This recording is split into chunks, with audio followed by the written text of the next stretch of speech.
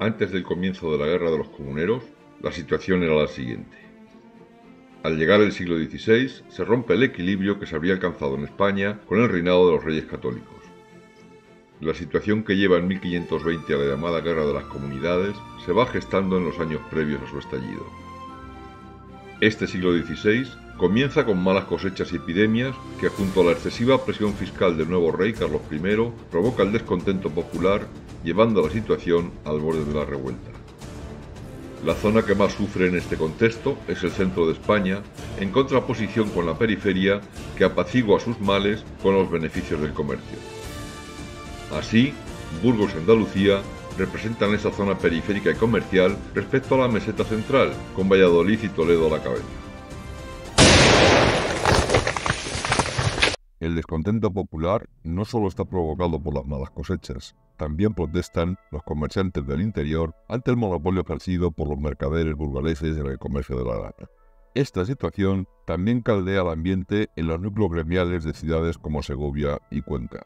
En estos momentos, todas las partes implicadas se vuelven hacia el Estado para que ejerza el papel de árbitro, pero también este se encuentra sumido en una grave crisis que crece cada vez más con los sucesivos gobiernos de Felipe el Hermoso, el Cardenal Cisneros y Fernando el Católico. Para mayor abundamiento de la situación, la teórica heredera, la llamada como Juana la Loca, se encuentra en estado de incapacidad, por lo que la línea dinástica lleva hasta Carlos de Habsburgo, hijo de Juana, que nunca antes ha pisado Castilla. El príncipe Carlos, que ha sido educado en Flandes, no conoce el castellano, desconoce la situación de sus posesiones hispanas, por lo que la población acoge con frialdad la llegada del nuevo rey, pero a la vez con ansia de estabilidad y continuidad, cosa de la que Castilla no disfruta desde la muerte de Isabel la Católica en 1504. Tras la llegada del nuevo rey Carlos I, a finales de 1517, su corte flamenca comienza a ocupar los puestos de poder castellanos, siendo el nombramiento más escandaloso el de Guillermo de Croix, un joven de tan solo 20 años, como arzobispo de Toledo para suceder al gran cardenal Cisneros. 6 meses más tarde, en las Cortes de Valladolid, el desencanto ya está presente en todos los sectores, llegando incluso algunos frailes a predicar denunciando abiertamente a la corte, a los flamencos y a la pasividad de la nobleza. En estas circunstancias se abre el proceso de elección para el puesto de emperador del Sacro Imperio Romano Germánico, en 1519. Pronunciándose después de numerosas vicisitudes y un gran desembolso económico, la mayoría de los electores votan a favor de Carlos I para suceder a su abuelo Maximiliano como emperador del Sacro Imperio. Para aceptar este nombramiento, don Carlos decide partir rumbo a Alemania para tomar posesión como emperador. Enterada la ciudad de Castilla de la noticia, crece el descontento. El concejo de Toledo se sitúa al frente de las protestas contra la elección imperial, afirmando que acarrearía gastos a corto plazo que deberían ser asumidos por la corona de Castilla y cuestionando al mismo tiempo el papel que tendría Castilla en este nuevo marco político. Piensan los castellanos que existe la posibilidad de que la corona de Castilla se convierta en una mera dependencia imperial. Ante esta situación, la ciudad de Toledo, por entonces todavía capital de España, exige una convocatoria urgente de Cortes para que el rey dé explicaciones. Así pues, a finales de marzo de 1520, Carlos I convoca a Cortes en Santiago de Compostela con el objetivo de terminar con la oposición y obtener un nuevo servicio para sufragar los gastos que ocasiona su viaje a Alemania. La Corte además encarga a los corregidores que escojan procuradores afines al rey. Reunidas las Cortes en Santiago de Compostela, no hacen más que incrementar el apoyo a la oposición al rey. El rey, viendo la situación, decide suspender las Cortes el 4 de abril y convocarlas de nuevo en La Coruña el 22 de abril del mismo año, obteniendo esta vez sí el acuerdo para el servicio, embarcándose el 20 de mayo rumbo a Alemania, dejando como regente de las posesiones hispánicas al cardenal flamenco Adriano de Utrecht. Desde el mes de abril de 1520, Toledo se niega a acatar el poder real, estallando la situación de forma definitiva cuando el rey convoca a los regidores de la ciudad para que se presenten en las Cortes de Santiago de Compostela. La orden de partida de los regidores llega a Toledo el 15 de abril y un día después, cuando los regidores con Juan de Padilla a la cabeza se disponen a partir, una gran multitud se opone a su partida y se apodera del gobierno local. Comienza entonces a denominarse a la insurrección como comunidad, mientras los predicadores arengan a los toledanos a unirse contra el poder flamenco. De esta forma, los toledanos comienzan a ocupar todos los poderes locales, expulsando al corregidor del Alcázar el 31 de mayo. Después del sí de las Cortes de La Coruña y tras la marcha del monarca hacia Alemania, los disturbios se multiplican por las ciudades de la meseta, especialmente tras la vuelta a casa de los procuradores que han votado afirmativamente al servicio que reclamaba el rey. Segovia es el lugar donde se producen los primeros incidentes y los más violentos, donde el 29 y el 30 de mayo los segovianos ajustician a dos funcionarios y al procurador que había concedido el servicio en nombre de la ciudad. Destacan también por incidentes de similar magnitud ciudades como Burgos y Guadalajara, mientras que otras como León, Zamora y Ávila sufren altercados menores. Por el contrario, no se registran incidentes en Valladolid, principalmente por la presencia en la ciudad del cardenal regente Adriano de Utrecht y del Consejo Real. Ante el descontento generalizado, el 8 de junio, la ciudad de Toledo propone a las ciudades con voz y voto en Cortes la celebración de una reunión urgente con 5 objetivos. Primero, anular el servicio votado en La Coruña para proveer de fondos a don Carlos para su viaje a Alemania. Segundo, volver al sistema de los encabezamientos para cobrar los impuestos. Tercero, reservar los cargos públicos y los beneficios eclesiásticos a los castellanos. Cuarto, prohibir la salida de dinero del reino. Y quinto, designar a un castellano para dirigir el reino en ausencia del rey. Estas reivindicaciones calan en la sociedad castellana. Ante esta situación, el Reino de Castilla comienza a alimentar la idea de sustituir la figura del rey, tomando la iniciativa a la ciudad de Toledo, que defiende metas mayores, como convertir a las ciudades castellanas en ciudades libres, de forma similar a lo que ocurre con Génova y otros territorios italianos. Por el reino ya circula la idea de destronar a Carlos I y acudir a Tordesillas para devolver a la recluida reina doña Juana, llamada la Loca, todos sus privilegios e importancia. Con estas ideas, la situación pasa de ser una protesta contra la presión fiscal a tomar el perfil de una auténtica revolución. Así pues, los llamados comuneros se hacen fuertes en el centro de la meseta y en otros núcleos como Murcia más alejados de la misma. Sin embargo, no hay intentos de rebelión en la periferia de España. Los rebeldes comuneros buscan expandir las ideas revolucionarias al resto del reino, pero su radio de acción se debilita a medida que se aleja de las dos Castillas. Los máximos logros conseguidos por los comuneros son la instauración de una comunidad en Plasencia, pero esta se ve mermada por la cercanía de núcleos realistas cercanos como Ciudad Rodrigo o Cáceres. En Jaén, las ciudades de Úbeda y Baeza son las únicas presentes en el ámbito comunero andaluz, pero que con el tiempo se cambian al bando realista. Y Murcia, que se encuentra bajo constante amenaza por parte de las ciudades realistas, está influida por el fenómeno de las Germanías, fenómeno que está presente en el vecino reino de Valencia. La Junta que reclama Toledo con las ciudades con derecho a voto acaba reuniéndose en el mes de agosto de ese año, en Ávila, pero solamente acuden 4 ciudades: Toledo, Segovia, Salamanca y Toro. Sin embargo, la situación da un vuelco cuando el alcalde de Segovia, Rodrigo Ronquillo, que ha recibido el 10 de junio la orden de investigar el reciente asesinato de un procurador en corte segoviano, en vez de eso, se dedica a amenazar a los segovianos y a tratar de aislar a la ciudad impidiendo su aprovisionamiento. Ante esta situación, la población se echa a la calle, cerrando filas en torno a la comunidad y a su líder, Juan Bravo. La resistencia segoviana provoca que el alcalde Ronquillo decida enviar al mayor número posible de soldados a pie y a caballo. Segovia entonces llama a las ciudades comuneras castellanas reclamando que acudan en su auxilio. Atendiendo su petición, las ciudades de Toledo y Madrid responden con el envío de milicias capitaneadas por Juan de Padilla y Juan de Zapata, ocurriendo así la primera gran confrontación entre las fuerzas partidarias del rey y las comuneras. Ante esta situación, el cardenal Adriano de Utrecht, nombrado gerente del reino por el rey Carlos I, se plantea la posibilidad de utilizar la artillería real que está localizada en Medina del Campo, haciéndola definitiva al recibir la información de la aproximación de la milicia de Padilla a Segovia. El cardenal Adriano ordena entonces a Antonio de Fonseca apoderarse de la artillería, presentándose este el 21 de agosto en Medina del Campo para acometer lo ordenado por el regente. Pero al tratar de realizarlo, se encuentra con una fuerte resistencia de la población que interpreta que la artillería va a utilizarse contra Segovia.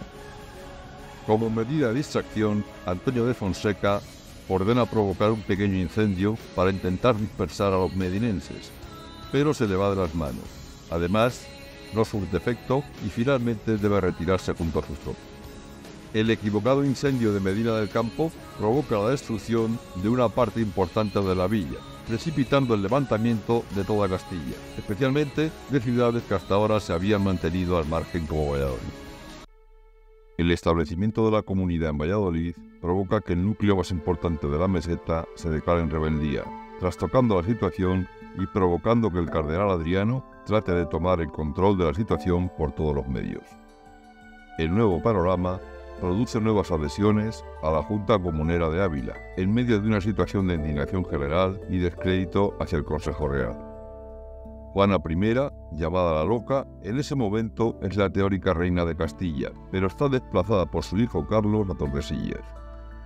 Así pues, el ejército comunero, integrado por las milicias de Toledo, Madrid y ahora Segovia, en su ruta hacia Tordesillas, se encuentra en los alrededores del pueblo segoviano de Martín Muñoz de las Posadas, el día en que Antonio de Fonseca incendia Medina del Campo. A la vista de lo ocurrido en Medina del Campo, se llega hasta la Villa de las Ferias el día 24 de agosto para tomar posesión de la artillería real que días atrás había sido negada a las tropas realistas de Antonio de Fonseca. El 29 de agosto, el ejército comunero llega finalmente a Tordesillas, entrevistándose a sus jefes con la reina Juana e informándola de la situación del reino, junto a los propósitos de la Junta de Ávila, declarando a la reina que la Junta se sitúe a su servicio. De esta forma, la Junta Comunera se traslada desde Ávila a Tordesillas y se invita a las ciudades que todavía no han enviado a sus procuradores a hacerlo, estando a finales de septiembre un total de 14 ciudades representadas en la Junta Comunera de Tordesillas, a saber, Burgos, Soria, Segovia, Ávila, Valladolid, León, Salamanca, Zamora, Toro, Toledo, Cuenca, Guadalajara, Murcia y Madrid. Solamente no acuden las 4 ciudades andaluzas, Sevilla, Granada, Córdoba y Jaén. Se delimita entonces el área del movimiento comunero en torno a la meseta central, y ya que la mayor parte del reino está representado en Tordesillas, la Junta pasa a denominarse como Cortes y Junta General del Reino. El día 24 de septiembre, los procuradores se entrevistan con la reina Juana y exponen los fines de la Junta, proclamar la soberanía de la reina y devolver la estabilidad perdida al reino. Al día siguiente, la Junta realiza una declaración, comprometiéndose a utilizar las armas si esto fuera necesario y auxiliar a cualquier ciudad que esté amenazada, siendo comunicado este juramento en los días sucesivos en las ciudades representadas. El 26 de septiembre, la Junta de Tordesillas decide asumir ella misma la tarea de gobierno desacreditando al Consejo Real. El día 30 de septiembre, Pedro Girón prende a los últimos miembros del Consejo Real que quedan en la ciudad de Valladolid. En ese momento culmina el proceso y se instaura un gobierno revolucionario, ya que la Junta tiene vía libre por la inoperancia del Consejo Real.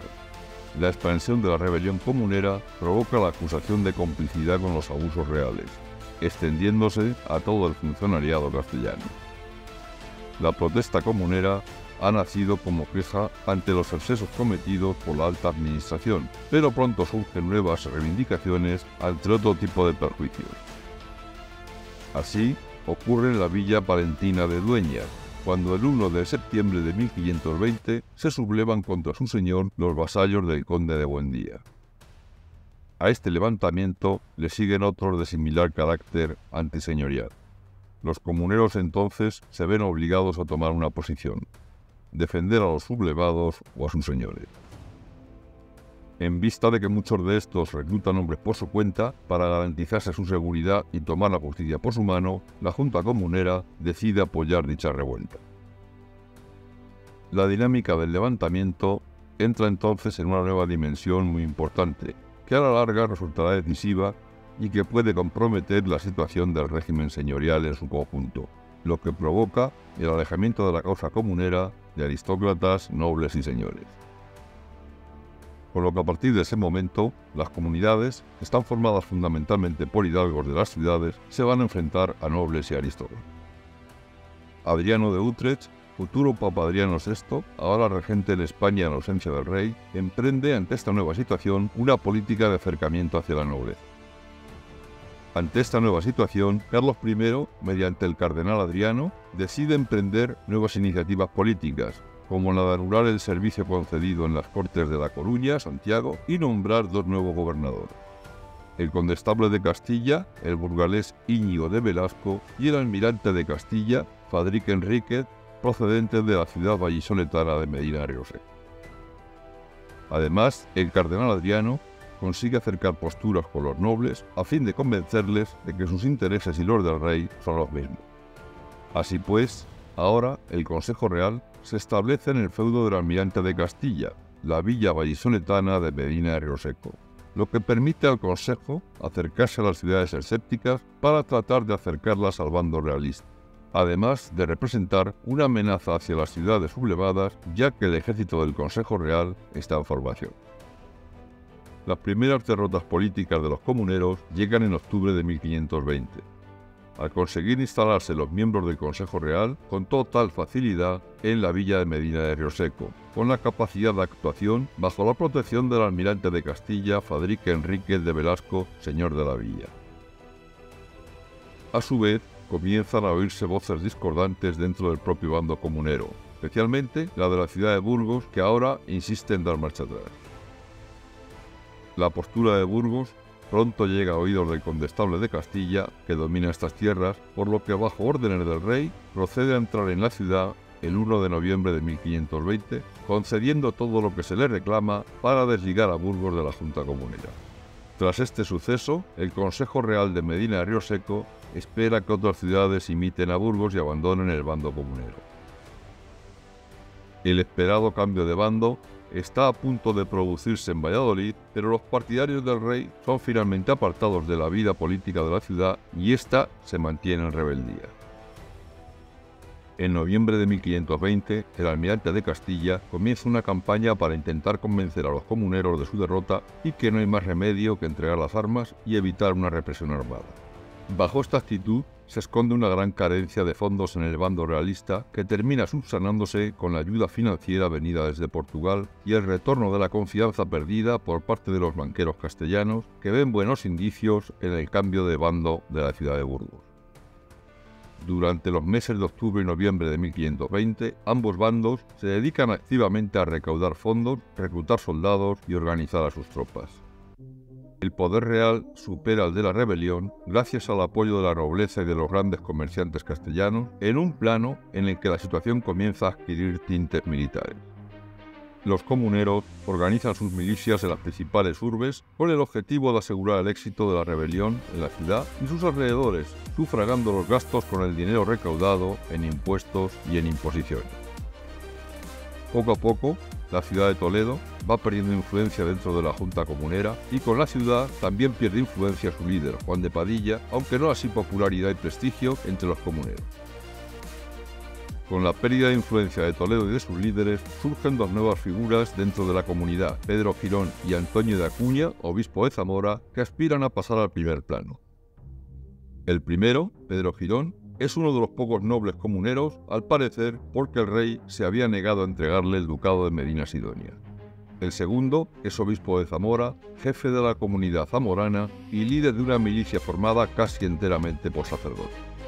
Mientras tanto, en el bando realista, los señores no saben qué táctica seguir, si luchar directamente, como defiende el condestable de Castilla, o agotar las vías de negociación, como propone el almirante de Castilla. Todo intento de negociación entre comuneros y realistas fracasa debido a que ambos bandos cuentan ya con un ejército y ansían vencer al enemigo. Así pues, a finales de noviembre de 1520, ambos ejércitos toman posiciones entre Medina de Rioseco y Tordesillas, haciendo inevitable el enfrentamiento. Con Pedro Girón como capitán general, las tropas comuneras, siguiendo instrucciones de la Junta, avanzan hacia Medina de Rioseco, estableciendo su cuartel general en la cercana localidad de Tierra de Campos de Villabrágima, situándose a tan solo una legua del ejército realista. Estos, mientras tanto, se limitan a ocupar pueblos para evitar el avance y cortar las líneas de comunicación. La situación se mantiene invariable hasta el día 2 de diciembre, cuando el ejército comunero comienza a abandonar sus posiciones en Villabrágima inexplicablemente se alejan de Medina de Rioseco, tomando dirección hacia la localidad zamorana de Villalpando, localidad del Condestable, que se rinde al día siguiente sin oponer resistencia.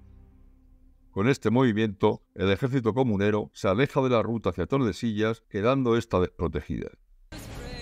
El ejército realista lo aprovecha, poniéndose en marcha el día 4 de diciembre para ocupar la villa de Tordesillas al día siguiente, tras haber derrotado a la guarnición defensiva comunera que se ve desbordado.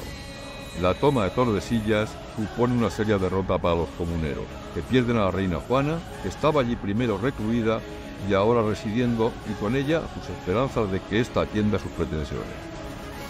Además, muchos de los procuradores de las ciudades comuneras que allí estaban han sido apresados y los que no han huido. Por todo esto, los ánimos entre los comuneros se ven muy afectados, además de producirse iradas críticas hacia Pedro Girón, capitán general del ejército comunero, por el movimiento de las tropas que lo obliga a dimitir de su puesto y apartarse del conflicto.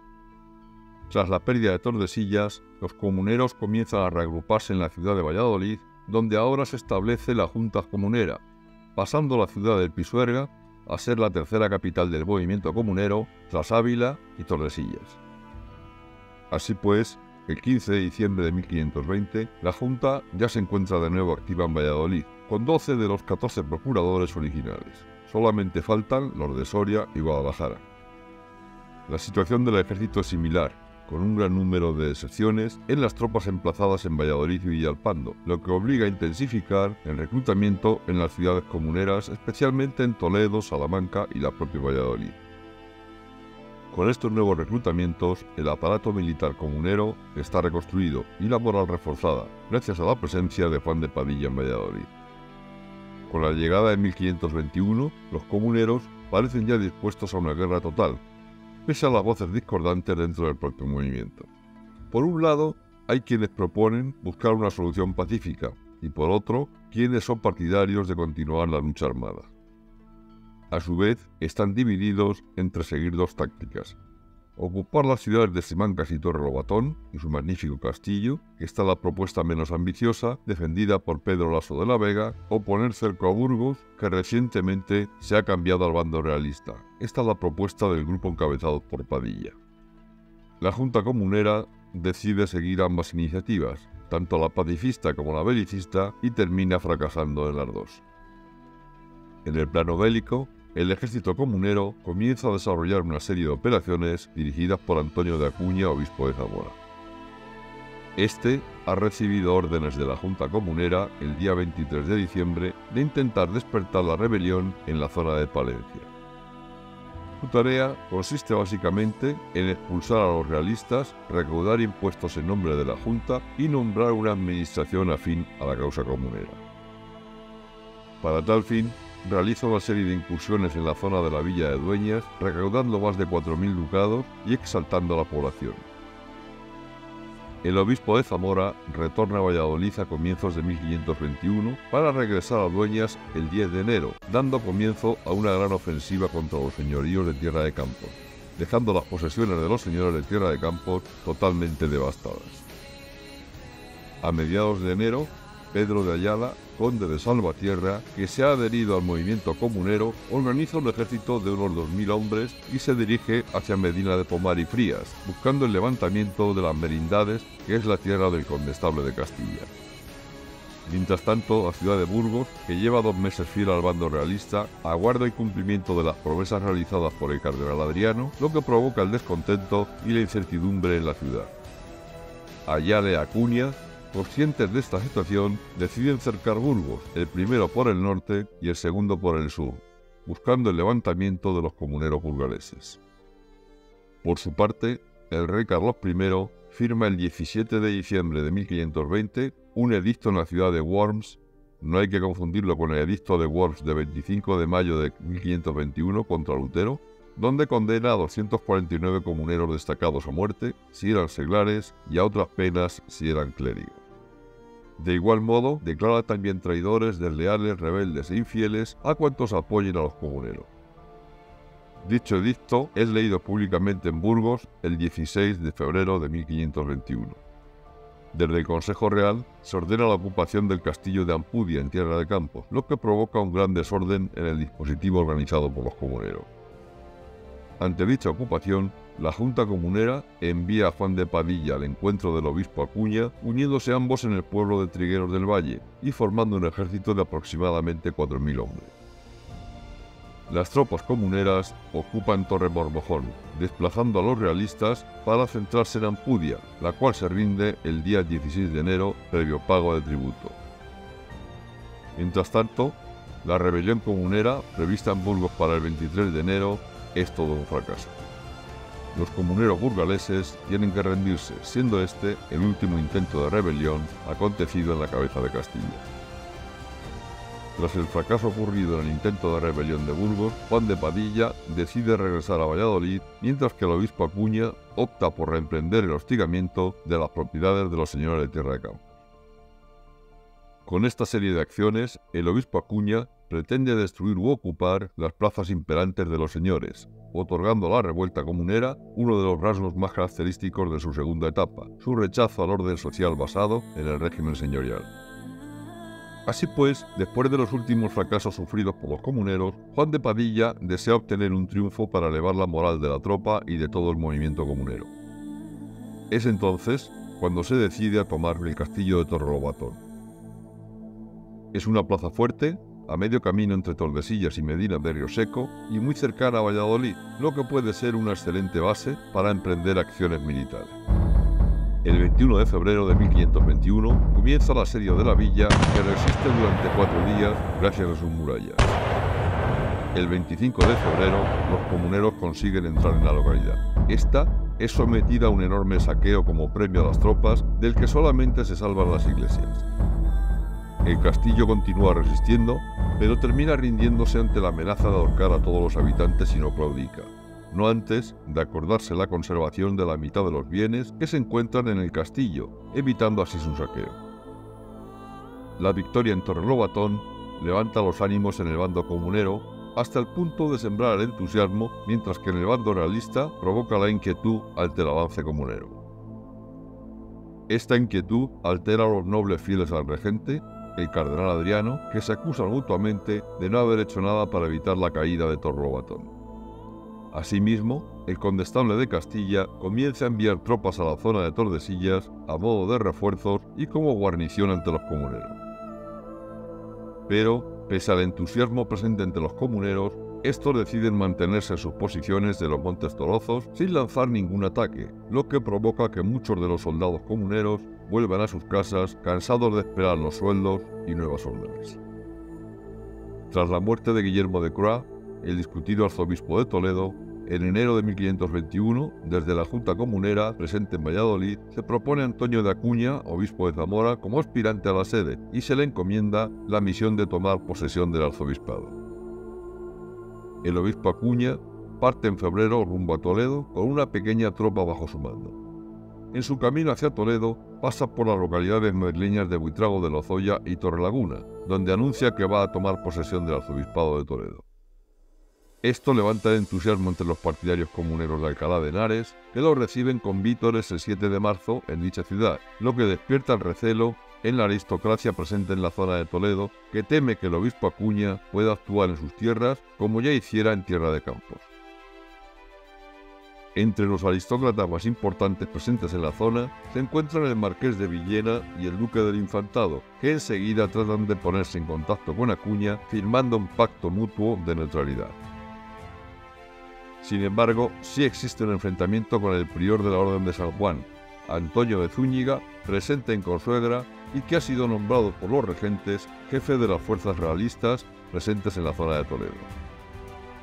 A mediados de marzo, el obispo Acuña recibe información sobre la presencia del prior cerca del pueblo de Corral de Almaguer, por lo que sale tras él buscando batalla cerca de Tembleque. El enemigo se repliega en dirección a Tembleque y aprovecha la tregua tácita que ambos bandos acuerdan en el reino de Toledo para lanzar un ataque de improviso entre la villa de Lillo y el Romeral sobre el paraje de las Atarayuelas. Los cronistas se dividen a la hora de dar un vencedor en la batalla. Según el humanista Juan Maldonado, Acuña habría triunfado y quedado dueño del campo, mientras que Pedro Mejía presupone su derrota a manos de los realistas. Se llega a hablar de 600, 700 o incluso 1000 muertos entre las filas comuneras y 20 o 25 para los realistas, pero todo indica que las cifras son mucho menores. Las relaciones topográficas de Felipe II, en cambio, mencionan 57 muertos y más de 200 heridos, y afirman además que ambos ejércitos se retiran, el comunero a la entonces villa arzobispal de Lillo, que estaba bien protegida, y el ejército realista a la guardia, sin poder despojar el campo contrario. Por otras fuentes sabemos también que el obispo Acuña recibe 2 heridas de pica y escopeta, y que a sus soldados les capturan alrededor de 4 piezas de artillería y no 13, como se dice en un primer momento, y 4 banderas de infantería. Las mismas heridas recibe el prior de San Juan.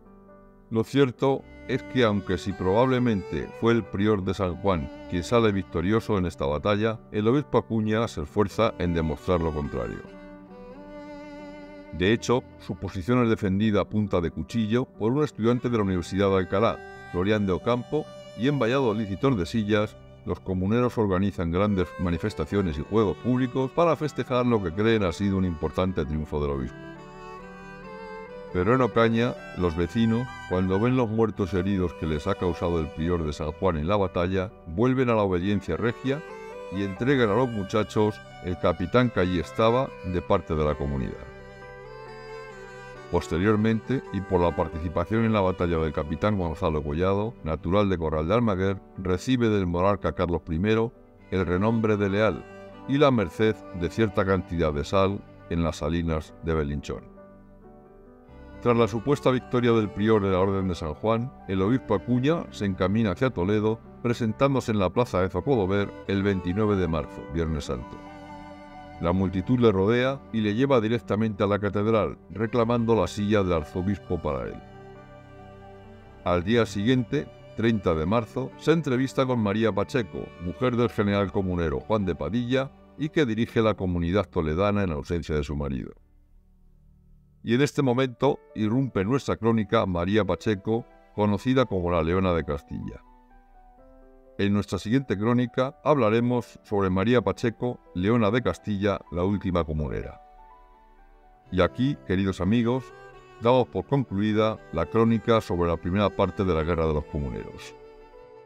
Si te ha gustado este capítulo, puedes darnos un me gusta, y si estás interesado en conocer el momento de la publicación de nuestros próximos vídeos, puedes suscribirte a nuestro canal de Crónicas de Hispania.